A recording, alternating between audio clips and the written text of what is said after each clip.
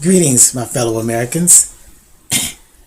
This video is to introduce you to myself, El Bromo Nad Ibrahim, which translates into the destined son of Abraham.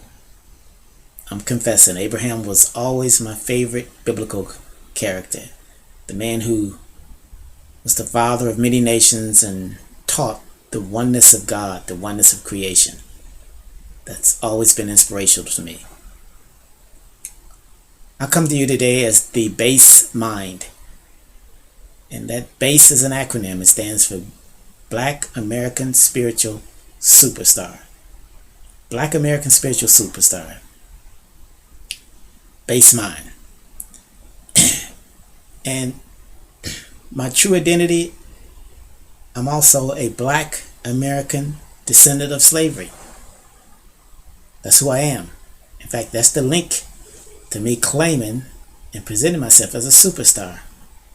I am convinced that God in His infinite mercy, wisdom, kindness has evolved a very special class of people here in America, these descendants of slaves such as myself, who have developed a true sensitivity and yearning to please Him, to know Him, to connect with Him. So yes, I'm saying that Black American descendants of slavery have gone through a 300-year process of being molded and shaped and fashioned into some unique entity that God purposely designed. So yes, I'm saying slavery, our capture, enslavement, and all this that is going on had a divine purpose. And we're going to talk about the divine purpose because I believe it is time for us to come into understanding of what that purpose is for, what it can do, and what it can achieve here in America. And we're all aware of the black superstar issue, this syndrome. We look at it in our sports world, we look at it in our entertainment world, but we deal with it on a day-to-day basis also. In our workplace, everywhere we go, there's been a tremendous cultural assimilation between blacks and whites in this country. Let's keep in mind, while we were going through one portion of it as enslaved and oppressed people, white people were on the other side going through some very specific, serious issues also. So we've been in this together. This country was built together by blacks and whites from both sides of the fence, and we have all been affected by this process that created this great country of America. Yes, great country. America is really what's happening, and we got to make sure that it remains what's happening. Throughout these years of civilization, we know there's been tremendous heights achieved by various civilizations in the history of man on this planet. Some of these civilizations have passed and gone. We can't even name them anymore. We have very little knowledge of them. Others stand out in history. But one of the things that occurred during this period of time was man became, at some point, self-aware, self-identity, understood who he was and what was going on and how he had evolved to that point. In fact, man's self-awareness allowed him to identify himself as a mind. Man means mind.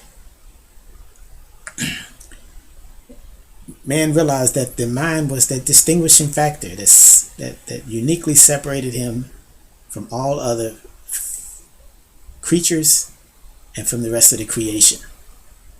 And this is reinforced in the ancient scripture that we have today that's been passed on for thousands of years. And we're told that God created man in His own image. Now, it may be comforting for us to determine that man is the image of God, that God walked around on 2 feet and 2 legs and 2 arms and used that to create the earth and build mountains and rivers and valleys and the sun and the moon and the stars and the galaxies. But in actuality, that was created in the image of God was mind, the ability to think, reason, rationalize, contemplate, discover, to learn. And mind was gifted with a special ability to make use of that knowledge from the creation. Anything that we can define or identify, we can make use of. We can modify it. We can change it, put it to use, control it, dominate it. Mind has the ability to interact with creation in a dominant factor once he has the knowledge of it. And how about this? The entire creation, everything that exists, from the creatures to the creation itself, it's like a laboratory for mind.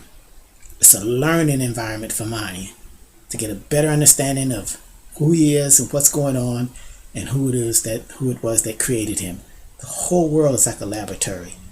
And not only does mind learn, but it has the ability to genetically pass on in its own DNA structure of that knowledge.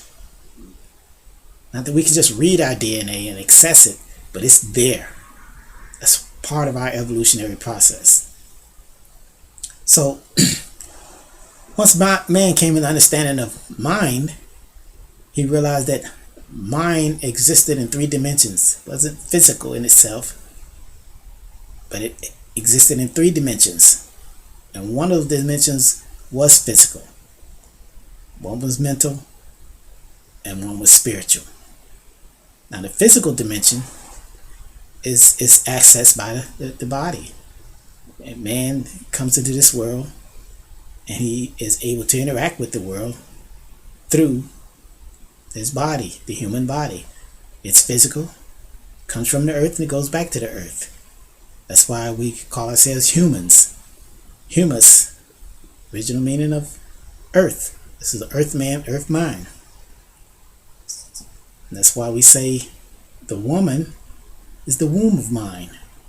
It's because man realized that all minds had to enter in this realm through the womb. There's no other way for mind to come into this physical realm except through the womb. So man, those tribes, those cultures, those civilizations that achieved this level of awareness, they protected, they defended, they exalted the status of the woman or womb of mind. Those that didn't, they passed on. We don't have to worry about them. They didn't last long. But once man came into the understanding of himself and the womb of mind, and understood that physical is just one dimension, he came into the knowledge of the second dimension, which is the mental.